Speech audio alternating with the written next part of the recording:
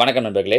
2024 நடந்த group 1B 1C எக்ஸாமில் கேட்டிருந்த கேள்வி இது. கொஷின் பாருங்க. ஒரு மிகை தகு பின்னத்தின் தலைகீழிக்கும் மற்றும் அதே பின்னத்திற்கும் உள்ள வித்தியாசம் 9/20 எனில் அந்த பின்னம் அப்படின்னு கேட்டிருக்காங்க.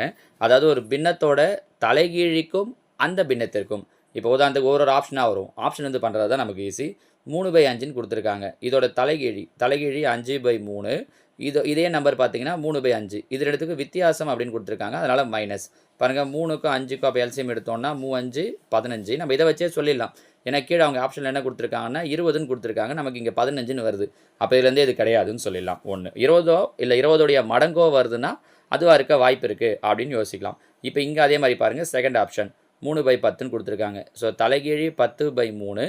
அதே நம்பர்னும் போது 3/10 டிஃப்ரென்ஸ் அப்படிங்கிறதால மைனஸ் போடுறோம். இங்கே பார்த்தீங்கன்னா 3×5 30. 30ஐயும் கேன்சல் பண்ணால் 20 வர்றதுக்கு வாய்ப்பு கிடையாது. ஸோ இதுவும் ஆன்சர் இல்லை.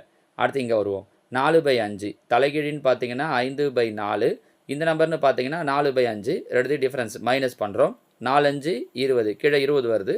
அப்போ இது இருக்கிறதுக்கான வாய்ப்பு இருக்குது. இங்கே பாருங்கள், குறுக்கு பெருக்கல் 5×5 25 மைனஸ் 4×4 16. 25ல் 16 போயிடுச்சுன்னா 9/5 20ன்னு கிடைக்குது. ஸோ 9/20. இதுதான் அவங்களும் சொல்லியிருந்தாங்க பாருங்கள், 9/20ன்னு. So answer option C 4/5. நம்ம புரிஞ்சு முடியுதா? இதில் கவனிக்க வேண்டிய வார்த்தை difference between the reciprocal and the fraction.